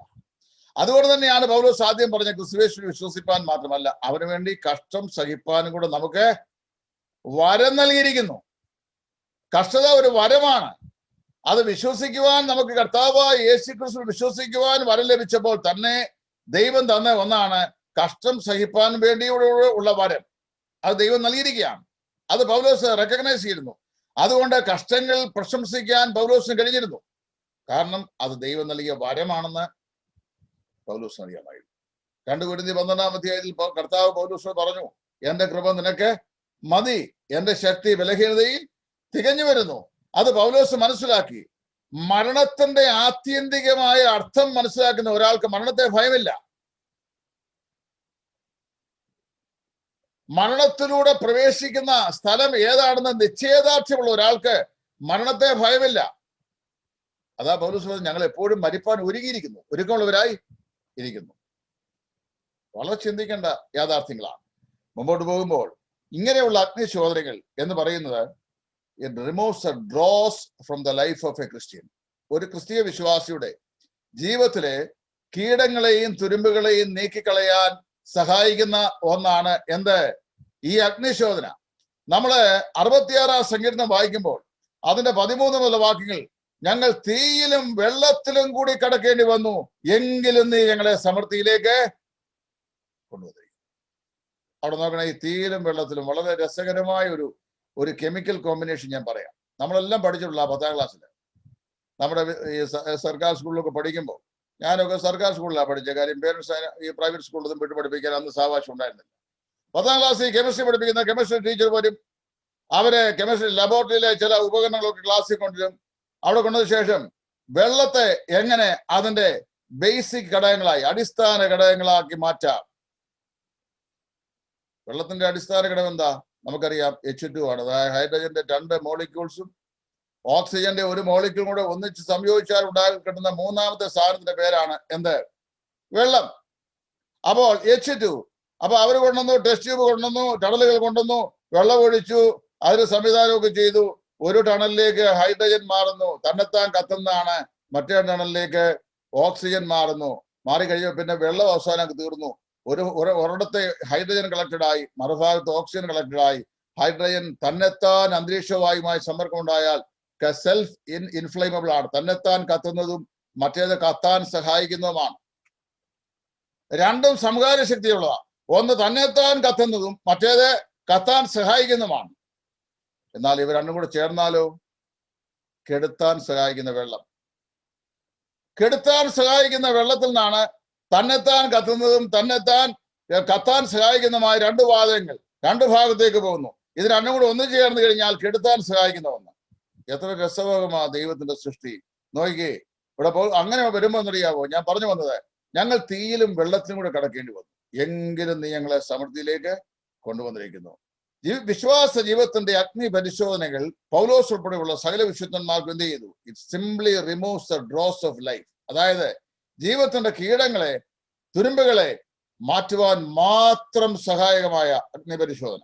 2, അതെന്ത് ചെയ്യുന്നു? അത് പൗലോസിനോടുമെന്ന് പറഞ്ഞു കഴിഞ്ഞാൽ, പൗലോസ് കാരാഗ്രഹത്തിൽ കിടക്കുകയാണ്. തന്റെ കാലുകളെ ആമുദ്രിട്ട് ബന്ധിച്ച കാരാഗ്രഹ പ്രമാണി, തന്നെ ശാരീരികമായി ദണ്ഡിപ്പിച്ച കാരാഗ്രഹ പ്രമാണി, തന്നെ അമർച്ചയായി ശാസിച്ച കാരാഗ്രഹ പ്രമാണി. പക്ഷേ ബന്ധനങ്ങളറ്റ കാരാഗ്രഹത്തിൽ അവൻ എഴുന്നേറ്റ് നിൽക്കുമ്പോൾ ആ കാരാഗ്രഹ പ്രമാണിയോട് ക്ഷമിക്കാൻ കഴിയുന്ന ഒരു വലിയ ഹൃദയം പൗലോസിന് ഈ കഷ്ടത നൽകി. അത് നമ്മൾ മനസ്സിലാക്കണം. അപ്പൊ നമ്മുടെ ക്രിസ്തീയ ജീവിതത്തിൽ ഏറെ ചിന്തിക്കേണ്ട ഒന്നാണത്. അപ്പൊ 3 അതിപ്രധാനമായ വിഷയങ്ങൾ. 1 ദൈവവചനം, 2 പ്രാർത്ഥന, 3 ഈ അഗ്നിശോധന, പരിശോധന. ഇത് നമ്മുടെ ജീവിതത്തിൽ ദൈവം കഷ്ടങ്ങൾ അത് നമ്മുടെ ജീവിതത്തിൽ ദൈവം നൽകുന്നു എന്നുള്ളത് പൗലോസ് സന്തോഷത്തോടെ സ്വീകരിച്ചു. അത് സമർപ്പണ മനസ്സിന്റെ ഉത്കൃഷ്ടമായ ഒരു ഭാവമായി പൗലോസ് ഗ്രഹിക്കുക. ഇനി 3ാമത്തെ ഭാഗത്തേക്ക് ഞാൻ വരുന്നു. അപ്പോഴത്തേക്ക് നമ്മുടെ സമയം തീരും. ഇനി നമുക്ക് 10 മിനിറ്റോടെ ഉള്ളൂ. 3ാമത്തെ ഭാഗം, അപ്പോൾ ഞാൻ പറഞ്ഞു, നേടുവാൻ ഒരു ലക്ഷ്യം, 2 തേടുവാൻ ഒരു ശക്തി, ഇനി 3ാമത് വിശ്വസിക്കുവാൻ ഒരു വാഗ്ദത്തം. There is a promise to believe. വിശ്വസിക്കുവാൻ ഒരു വാഗ്ദത്തം. അത് നമുക്ക് സമർപ്പണ മനസ്സുള്ളതുകൊണ്ട് മാത്രം സാധിക്കുന്ന ഒന്നാണ്. അല്ലാത്തവർക്ക് സാധിക്കുകയില്ല. ഇവിടെ ശ്രദ്ധിച്ചുകൊണ്ട് ഞാൻ വിഷയം വിശദീകരിക്കാം. അപ്പോസ്തലൻ പറയുകയാണ്. എങ്ങനെയാ പറയുന്നത്? അതിന്റെ 16 മുതൽ 18 വരെയുള്ള വാക്യങ്ങൾ അദ്ദേഹം പറയുമ്പോൾ ഇപ്രകാരം പറയുന്നു. 16 മുതൽ 18 വരെയുള്ള വാക്യങ്ങൾ 2-ാം അധ്യായത്തിന്റെ അവിടെ താൻ പറയുന്ന വാക്കുകൾ ശ്രദ്ധിക്കുക. താൻ പറയാണ്, അങ്ങനെ ഞാൻ ഓടിയതും അധ്വാനിച്ചതും വെറുതെ ആയില്ല എന്ന് ക്രിസ്തുവിന്റെ നാളിൽ എനിക്ക് പ്രശംസയുണ്ടാകും. എന്നാൽ നിങ്ങളുടെ വിശ്വാസം എന്ന യാഗം അർപ്പിക്കുന്ന ശുശ്രൂഷയിൽ എന്റെ രക്തം ഒഴിക്കേണ്ടി വന്നാൽ ഞാൻ സന്തോഷിക്കും, നിങ്ങളോട് എല്ലാവരോടും സന്തോഷിക്കും. അങ്ങനെ തന്നെ നിങ്ങളും സന്തോഷിപ്പീൻ, എന്നോടുകൂടെ സന്തോഷിപ്പീൻ. നോക്കി പൗലോസ് പറയുന്ന വാക്ക്, എ പ്രോമിസ് ടു ബിലീവ്. കർത്താവിന്റെ നാളിൽ എന്റെ കക്ഷതകൾ നിമിത്തം എനിക്ക് സന്തോഷിപ്പാൻ ഇടയായിത്തീരും എന്നുള്ള ദൈവത്തിന്റെ വാഗ്ദത്തത്തെ അപ്പോസ്തലൻ വിശ്വസിക്കുക. താൻ അത്രമാത്രം സമർപ്പണമുള്ളവനായി. രണ്ട് അവിടെ പറയുന്നത് Joy comes from A submissive mind. അതായത് ഒരു സമർപ്പണ മനസ്സിൽ നിന്ന് മാത്രമേ സന്തുഷ്ടമായ ഒരു മനസ്സുണ്ടാകുകയുള്ളൂ. സന്തോഷകരമായ ഒരു മനസ്സുണ്ടാകണമെങ്കിൽ സമർപ്പിതമായ ഒരു മനസ്സുണ്ടാകണം, അല്ലെങ്കിൽ ഒരിക്കലും ഉണ്ടാവുകയില്ല. കാര്യം നമ്മൾ റെസിസ്റ്റ് ചെയ്യും. സാഹചര്യങ്ങൾക്കെതിരായി നമ്മൾ റെസിസ്റ്റ് ചെയ്യുമ്പോൾ നമുക്ക് സന്തോഷിക്കാൻ കഴിയില്ല. എന്നാൽ സാഹചര്യങ്ങൾക്ക് നമ്മൾ സബ്ജക്റ്റീവ് ആകുമ്പോൾ നിശ്ചയമായും ആ സാഹചര്യങ്ങൾ നമുക്ക് സന്തോഷത്തെ ആത്യന്തികമായി നൽകും. സമർപ്പണ മനസ്സിന് ആണ് സന്തോഷം ഉണ്ടാകുന്നത് രണ്ടു വിധത്തിൽ. ഒന്ന്, വരുവാനുള്ള സന്തോഷം. അതാണ് കർത്താവായ യേശുക്രിസ്തുവിന്റെ നാളിൽ എനിക്ക് പ്രശംസിക്കുവാൻ ഇടയായിത്തീരും എന്ന് 16-ാം വാക്യത്തിൽ. രണ്ട്, ഇപ്പോഴുള്ള സന്തോഷം. അതായത് ഞാൻ നീന്ന് ഇപ്പോഴും സന്തോഷിക്കുന്നു. നമ്മുടെ കർത്താവായ യേശുക്രിസ്തുവിന്റെ വരുവാനുള്ള ദിവസത്തിൽ ഞാൻ പ്രശംസിക്കും. ഇപ്പോഴും ഞാൻ ചെയ്യുന്നു. നിങ്ങളുടെ വിശ്വാസം എന്ന യാഗം അർപ്പിക്കുന്ന ശുശ്രൂഷയിൽ എന്റെ രക്തം ഒഴിക്കേണ്ടി വന്നാലും ഞാൻ സന്തോഷിക്കും, നിങ്ങളും എന്നോടുകൂടെ സന്തോഷിക്കും. അതായത് സന്തോഷത്തിന്റെ രണ്ട് ധ്രുവങ്ങൾ. ഒന്ന് ഫ്യൂച്ചർ ജോയ്, രണ്ട് പ്രസന്റ് ജോയ്. ഇപ്പോൾ സന്തോഷം, വരുവാനുള്ള കർത്താവിന്റെ രാജ്യത്തിലും സന്തോഷം. അത് വളരെ പ്രത്യേകമായി നമ്മൾ ചിന്തിക്കേണ്ട ഒരു വിഷയമാണ്. ദൈവം നമ്മിലൂടെ പ്രവർത്തിക്കുമ്പോൾ എന്താ സംഭവിക്കുന്നു? നാം ദൈവത്തിന്റെ വചനത്തെ നാം സ്വീകരിക്കുന്നു, നാം പ്രാർത്ഥനാ ജീവിതം ഉള്ളവരായിത്തീരുന്നു, നാം കർത്താവിന് വേണ്ടി കഷ്ടം സഹിക്കുവാൻ നമ്മെ തന്നെ ഏൽപ്പിച്ചു കൊടുക്കുന്നു. It's all the result of God working in us. ദൈവം നമ്മിൽ പ്രവർത്തിക്കുമ്പോൾ ഉണ്ടാകുന്ന അനുഭവമാണ്. അത് മാത്രമല്ല, നമ്മുടെ അനുദിന ജീവിതത്തിൽ നാം ദൈവത്തിന് വേണ്ടി ശുശ്രൂഷ ചെയ്യുവാൻ തയ്യാറാകുന്നു. പൗലോസ് പറയുന്നത് സംഖ്യാപുസ്തകത്തിൽ പറയുന്ന മഹാപുരോഹിതൻ അർപ്പിക്കുന്ന പാനീയയാഗത്തിന്റെ ചിത്രമാണ്. അദ്ദേഹം പറയാണ്, നിങ്ങളുടെ വിശ്വാസം എന്ന ആ യാഗം അർപ്പിക്കുന്ന ശുശ്രൂഷയിൽ എന്റെ രക്തം ഒഴിക്കേണ്ടി വന്നാൽ ഞാൻ ഒഴിക്കും എന്ന് പറഞ്ഞാൽ ദൈവത്തിന്റെ സന്നിധിയിൽ ഒരു പാനീയ യാഗമായി തന്നെ സമർപ്പിക്കുന്നതിനെയാ അത് സൂചിപ്പിക്കുന്നത്. അതേ വാക്കാണ് തിമോത്തിയോസിന്റെ 2-ാം ലേഖനം 4-ാം അധ്യായത്തിന്റെ 7-ാം വാക്യത്തിൽ, ഞാൻ ഇപ്പോൾ തന്നെ പാനീയയാഗമായി ഒഴിക്കപ്പെടുന്നു എന്ന് പറയുന്നതിന് അപ്പോസ്തലൻ അവിടെ ഉപയോഗിക്കുന്നത്. ദൈവം God fulfils his promises in us as we receive his word and believe it. അതായത് ദൈവത്തിന്റെ വചനത്തെ നാം കൈക്കൊണ്ട് നാം അതിൽ വിശ്വാസം അർപ്പിച്ച് അതിന് സമർപ്പിക്കുമ്പോഴാണ് ദൈവത്തിന്റെ വാഗ്ദത്തങ്ങൾ നമ്മുടെ ജീവിതത്തിൽ ദൈവം നിവർത്തിക്കുന്നത്.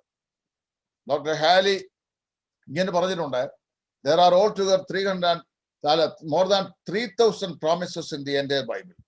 ബൈബിളിൽ 3000-ഓളം വാഗ്ദത്തങ്ങളുണ്ട്. but 366 are very personal. 366 വ്യക്തിഗത വാഗ്ദത്തങ്ങളാണ്. എന്ന് പറഞ്ഞാൽ each Christian can claim at least 1 promise in a day. ഓരോ വിശ്വാസിക്കും ഓരോ ദിവസവും ഏറ്റവും കുറഞ്ഞ ഒരു വാഗ്ദത്തത്തിൽ എന്ത് ചെയ്യാം? അവകാശപ്പെടാം. This is my promise which God has given to me. ദൈവം എനിക്ക് തന്നിരിക്കുന്ന വാഗ്ദത്തമാണിത്. ഇവിടെ ഒരു വിഷയം ഞാൻ പറഞ്ഞുതരാം, ശ്രദ്ധിച്ചോണം. പത്രോസ് കാരാഗ്രഹത്തിലായല്ലോ. പ്രവർത്തനങ്ങളുടെ പുസ്തകം 11-ാം അധ്യായം. അവിടെ പത്രോസ് കാരാഗ്രഹത്തിലായപ്പോൾ യെരൂശലേമിലെ സഭ പ്രാർത്ഥിക്കുന്നു. പത്രോസ് ആ കാര്യമൊന്നും അറിയുന്നില്ല. സഭയുടെ പ്രാർത്ഥനായോഗം നടത്തുന്നുണ്ട് ഇവന്റെ റിലീസിന് വേണ്ടി. പത്രോസ് ഇവിടെ കിടക്കുകയാണ്. കിടക്കുന്നത് എങ്ങനെയാണെന്നുണ്ടത്? ഈ റോമൻ കാവൽ എന്ന് പറയുന്ന 4 റൗണ്ട്സ് ആണ്. അതായത് 6 മണിക്കൂർ വീതമുള്ള 4 റൗണ്ട്സ് ആണ്. അപ്പൊ ഓരോ 6 മണിക്കൂറിലും ഒരു പടയാളുടെ കൈയും ഈ കുറ്റവാളിയുടെ കൈയോട് ചേർത്ത് ചങ്ങല കൊണ്ട് ബന്ധിച്ചിരിക്കും. അതാണ് ഈ അകമ്പടി പട്ടാളത്തിലുള്ളവർ എന്ന് പത്രോസ് പറയുന്ന വാക്ക് 1-ാം അധ്യായത്തിൽ. അപ്പോ കുറഞ്ഞ പക്ഷം 4 ആളുകളാണ് ഒരു ദിവസം 24 hours ഈ പടയാളിയുടെ കാവൽ ചെയ്യുന്നത്. അങ്ങനെ പടയാളികളുടെ ഇടയില് പൗലോസ് എന്ത് ചെയ്യുന്ന വായിക്കുന്നത്? ഉറങ്ങുകയായിരുന്നു. ഒരു സാധാ പോലീസുകാരൻ നമ്മോട് വന്നിട്ട് നമുക്ക് വിവരം തന്നെ അറിയാൻ വയ്യ, നാളെ സ്റ്റേഷനിൽ വരെ വരണം എന്ന് ഏമാൻ പറഞ്ഞിട്ടുണ്ട്, അല്ലെങ്കിൽ SI പറഞ്ഞിട്ടുണ്ടെന്ന് പറഞ്ഞു കഴിഞ്ഞാൽ സത്യമായിട്ട് നമുക്ക് ആർക്കും ഉറക്കം വരത്തില്ല. കാര്യം എന്തോ വിഷയം അറിയത്തില്ലല്ലോ. ഇന്നത്തെ കാലത്താണെങ്കിൽ വളരെ പേടിക്കണം. കാര്യം ഏത് വഴിക്കൂടെ ആ പ്രശ്നം വരുന്നത് നമുക്ക് പറയാൻ ഒക്കുകയില്ല. വെറുതെ നമ്മുടെ വീട്ടിലിരുന്നാലും പ്രശ്നം ഉണ്ടാകുന്ന കാലമാണ്. അപ്പൊ അതുകൊണ്ട് എന്ന് ഒരു പോലീസുകാർ പറഞ്ഞു, അതെ ഏമാൻ പറഞ്ഞു അവിടെ ഒരു വരവെന്ന്. അപ്പൊ നാളെ ചെന്ന് കാണുന്നവരെ നമുക്ക് ആദ്യം എന്താ വിഷയം അറിയാൻ പറ്റും. ചിലപ്പോൾ വെറും നിസ്സാര വിഷയമായിരിക്കാം. തന്നെ ജനത്തിന്റെ മുമ്പാകെ നിർത്തി വിസ്തരിച്ച് കൊല്ലാൻ ഹെരോദാവ് തീരുമാനിച്ചത് തലേ രാത്രിയിൽ 4 ചേവകർ ഇതുപോലെ 4 പടക്കൂട്ടങ്ങളിൽ പത്രോസ് ഉറങ്ങുകയായിരുന്നു എന്നായിരിക്കുന്നു. നിങ്ങൾക്കറിയാമോ എന്തുകൊണ്ടായി പത്രോസ് ഉറങ്ങാൻ കഴിഞ്ഞെന്ന്? He believed in the promises of God. കർത്താവിന്റെ വാഗ്ദത്തങ്ങളിൽ പത്രോസ് വിശ്വസിച്ചു. വെറും വിശ്വാസമല്ല, ആടി ഉറച്ച് വിശ്വസിച്ചു. എന്താ വാഗ്ദത്തം? ഈ പുനരുദ്ധാനം ചെയ്ത കർത്താവ് ഈ പത്രോസിനൊക്കെ പറഞ്ഞു, നീ യവനക്കാരനായിരുന്നപ്പോൾ നിനക്ക് ഇഷ്ടമുള്ള വഴിക്ക് നീ നടന്നു. എന്നാൽ നീ വൃദ്ധനായ ശേഷം മറ്റൊരുത്തരും നിന്റെ അരകെട്ടുകയും അവൻ നിന്നെ കൈക്ക് പിടിച്ച് നടത്തുകയും ചെയ്യും. ഹെരോദാവ് പിടിച്ച് അവനെ ഈ കാരാഗ്രഹത്തിലിട്ട സമയത്ത് അവൻ വയസ്സായിരുന്നില്ല. അവൻ പറഞ്ഞു, ഈ ഹെരോദാവിന് എന്നെ ഒന്നും ചെയ്യാൻ കഴിയില്ല, കാരണം എന്റെ കർത്താവിനോട് പറഞ്ഞിട്ടുണ്ട് ഞാൻ വയസ്സായ ശേഷമേ മരിക്കുള്ളൂ. അതായത് ഞാൻ വൃദ്ധനായ ശേഷം മറ്റൊരുത്തനെ നടത്തുമെന്ന കൈ പിടിച്ച് നടത്തുമെന്ന് ആ കർത്താവ് പറഞ്ഞിട്ടുണ്ട്. ഞാനിപ്പോ വയസ്സായില്ലല്ലോ, അതുകൊണ്ട് ഹെരോദാവിന് എന്നെ ഒന്നും ചെയ്യാൻ കഴിയില്ല. ഹെരോദാവിന് എന്നെ യാതൊന്നും ചെയ്യാൻ കഴിയില്ല, ഞാൻ മരിക്കുകയില്ല. Because I believe the promises of God. ദൈവത്തിന്റെ വാഗ്ദത്തങ്ങൾ നമ്മുടെ ജീവിതത്തിന്റെ ഉറപ്പാണ്, നമ്മുടെ ജീവിതത്തിന്റെ പ്രത്യാശയാണ്, നമ്മുടെ ജീവിതത്തിന്റെ ധൈര്യമാണ്. ഇവിടെ മനസ്സിലാക്കിക്കൊള്ളുക, life is not a series of disappointing ups and downs. It is a sequence of a delightful ins and outs. ജീവിതത്തിലെ നൈരാശ്യജന്യമായിരിക്കുന്ന ഒരുപാട് ഉയർച്ച താഴ്ചകളുടെ പരമ്പരയല്ല ജീവിതം, മറിച്ച് സന്തോഷകരമായ, ആഹ്ലാദകരമായ, അനുഗ്രഹകരമായ ഒരുപാട് ആന്തരികവും ബാഹ്യവുമായ ദൈവിക പ്രവൃത്തിയുടെ സീക്വൻസ് ആണ്, പരമ്പരയാണ്. നേടുവാൻ ഒരു ലക്ഷ്യം, തേടുവാൻ ഒരു ശക്തി, വിശ്വസിക്കുവാൻ ഒരു വാഗ്ദത്തം.